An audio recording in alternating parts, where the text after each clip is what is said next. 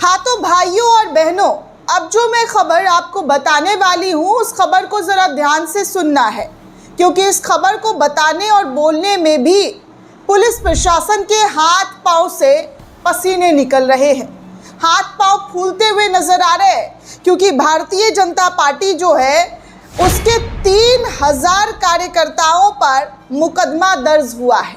3000 भाजपाइयों पर नकेल कसने की तैयारी की जा रही है, क्योंकि ये सब लोग मिलकर उपद्रव मचा रहे थे, पुलिस प्रशासन को मार रहे थे, पीट रहे थे, हमला कर रहे थे, उनकी गाड़ियों को क्षति पहुंचा रहे थे और कई पुलिस वाले तो बुरी तरीके से जख्मी भी हो गए, अस्पताल में एडमिट भी करवाया गया।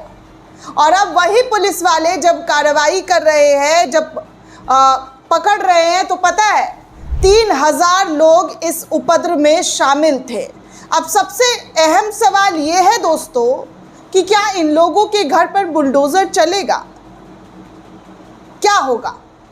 ये जो 3000 भाजपाई पकड़े गए हैं उत्पात मचाते हुए, 3000 लोगों के ज़रिए जो पुलिस प्रशासन को परेशान किया गया, आम जनता को परेशान किया गया, उस पर क्या कार्रवाई होगी?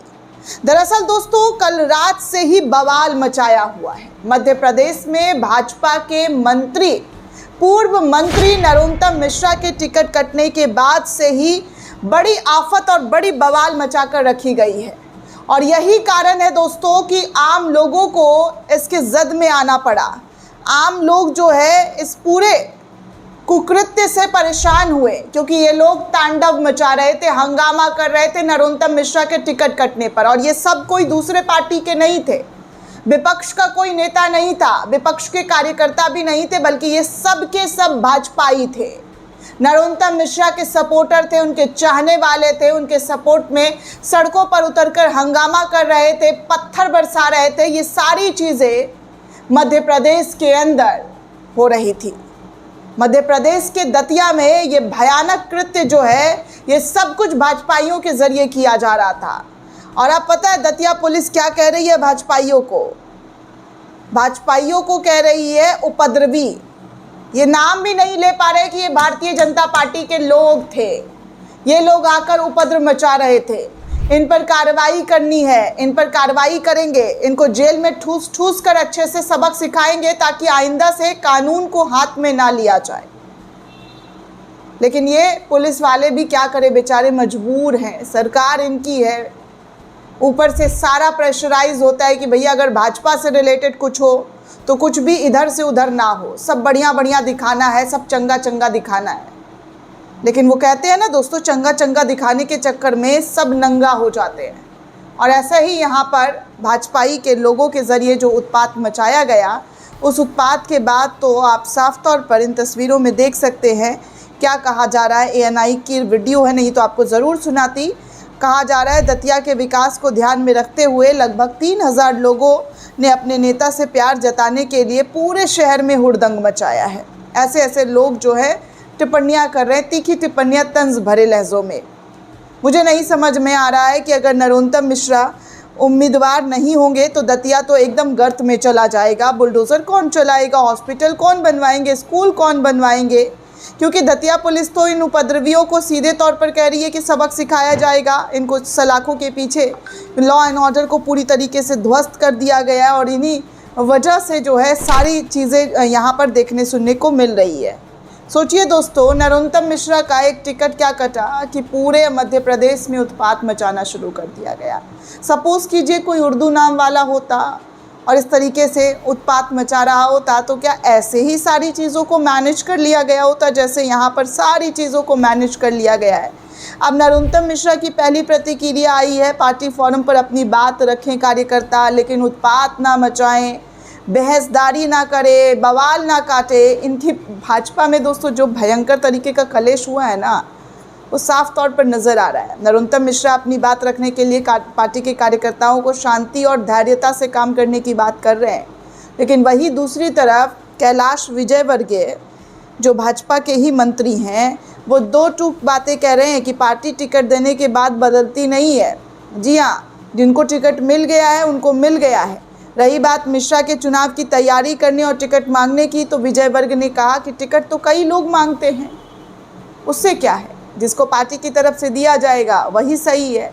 सोचिए दोस्तों, दो फाड़ कैसे है, दो फाड़ है इनके अपनों में। मध्य प्रदेश में दो फाड़ है, दो गुट बन चुके हैं, लेकिन इसके बावजूद भी भाजपा सब अच्छी चल रही है, पार्टी में सब कुछ अच्छा चल रहा है, पार्टी में कोई इधर उधर कुछ नहीं कर रहा है। भले ही बवाल हो जाए, बवाल काट काट कर भाजपाइयों ने पूरे राज्य का हालत ख़राब कर दिया है, भयंकर तरीके से उत्पात मचाया हुआ है, लेकिन फिर भी सब सही है, सब चंगा है।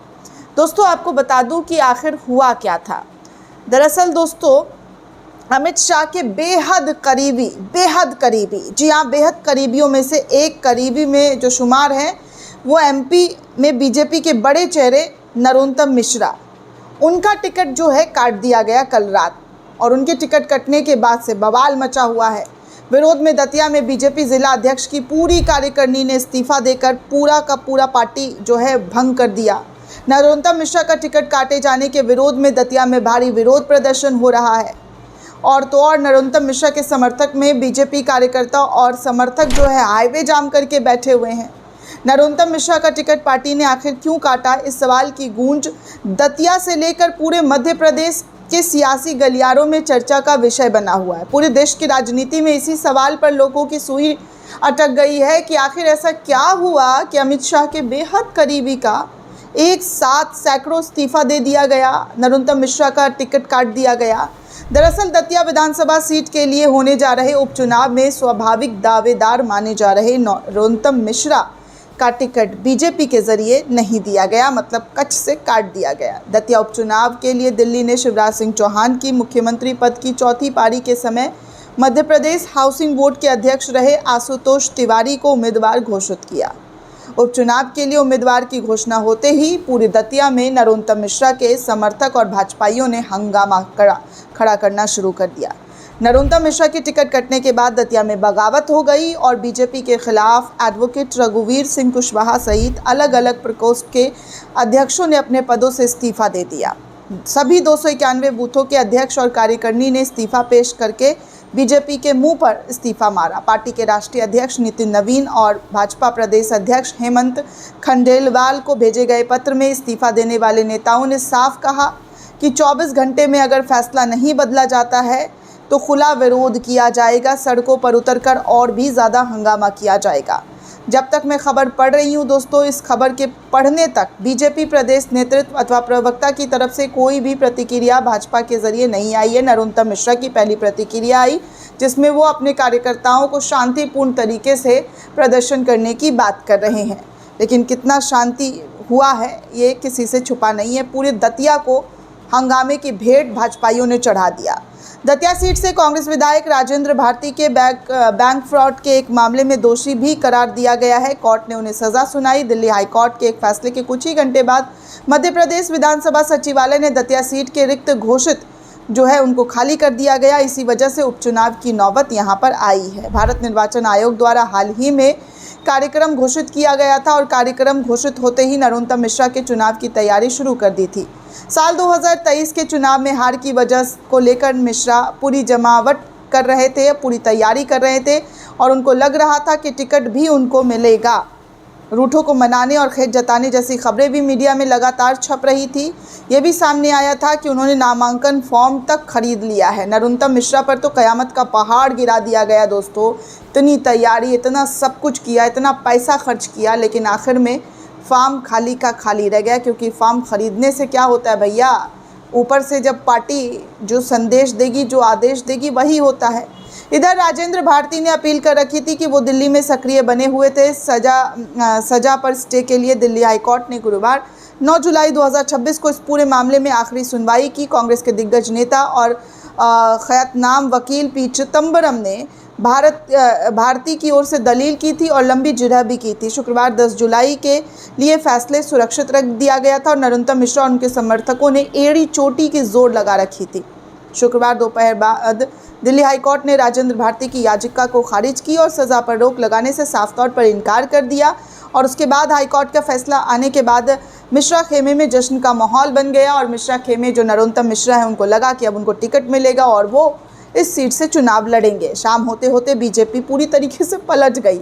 दिल्ली ने टिकट देने से ऐलान जो है वो नरोत्तम मिश्रा को मना कर दिया और उनके समर्थकों ने बल्कि राजनीतिक हलकों में भी काफ़ी ज़्यादा इस बात को झटका लगा और जिसकी वजह से पूरा दतिया इस वक्त हिंसा के चपेट में आ गया। नरोत्तम मिश्रा के बेहद नज़दीकी टिकट कटने के तरीके को, नरोत्तम मिश्रा की पार्टी के प्रति समर्पण, पुरानी उधेड़बुन और शिद्दत वाले कामों को नज़रअंदाज करना, ये बहुत बड़ा अपमान नरोत्तम मिश्रा का माना जा रहा है। नाम ना छापने की शर्त पर बीजेपी के एक बड़े नेता ने मीडिया से बातचीत करते हुए कहा कि टिकट काटना ही था तो पार्टी उन्हें विश्वास में ले लेती। नेता ने यह भी कहा कि बेशक मिश्रा मुगलाते में रहे हैं क्योंकि मध्य प्रदेश में मौजूदा नेतृत्व को कुछ नहीं समझा जाता है। उनसे जुड़े विवाद रहे हैं, करप्शन के आरोप उन पर लगे हैं, लेकिन करप्शन के आरोपों वाले नेताओं की पार्टी में एक लंबी फहरिस्त रही है। खुद मुख्यमंत्री कटघरे में इस वक्त खड़े हुए हैं मोहनलाल। याद है ना दोस्तों कितने आरोप लगे हुए हैं ज़मीन को लेकर के।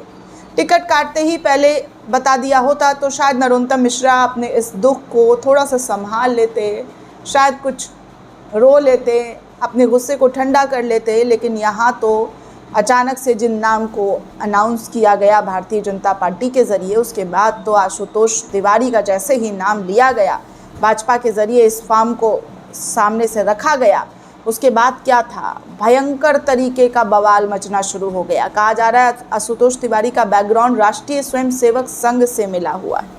शिवराज को प्रमोट करते रहने वाले संघ के कई पदाधिकारियों के वो कृपा पात्र हैं। ऐसे में पदाधिकारियों के आशीर्वाद से उन्हें टिकट मिल गया, जिसके बाद ये बवाल और ज़्यादा बढ़ गया और इस कदर बढ़ गया कि नरोत्तम मिश्रा ने आपा खो दिया और अपने समर्थकों के साथ जिस तरीके का वहाँ पर हंगामा हुआ वो साफ तौर पर देखने सुनने को मिला। वैसे यूपी में भी कुछ खास बीजेपी में जो कलेश है वो कम नहीं है, बहुत ज़्यादा है दोस्तों। अब आनंदीबेन पटेल जो यूपी की राज्यपाल हैं वो क्या कह रही हैं अपनी ही सरकार के खिलाफ, ये वीडियो ज़रा सुना जाना चाहिए। देश में 3% बच्चे दिव्यांग थे, आज 4% दिव्यांग हो गए, 4 से ज़्यादा। कैसे बढ़े? क्योंकि हम देखते ही नहीं है। सुना दोस्तों, ये कह रही है पहले देश में 3% बच्चे विकलांग थे, आज देश में 4 से ज़्यादा % बच्चे विकलांग हो गए हैं। वजह है कि हम देखते ही नहीं हैं। आज देश की सरकारी अस्पतालों में अल्ट्रासाउंड की मशीन तक नहीं है। मतलब ये पुरानी सरकारों को याद कर रही हैं और अपने ही सरकार पर इल्ज़ाम आरोपों के बौछार लगाते हुए नज़र आ रही हैं। खैर, भाजपा में कलेश की बड़ी जानकारी लगातार निकलकर सामने आ रही है। आगे भी आपको पूरी रिपोर्ट देते रहेंगे। चैनल को देखते रहिए, वीडियो को ज़्यादा से ज़्यादा लोगों तक शेयर कीजिए ताकि पता चले कि भाजपा में क्या उत्पात मचा हुआ है और मीडिया इसको अछूते क्यों बना रही है, इस पर हाथ तक डालने से डर रही है। शुक्रिया दोस्तों।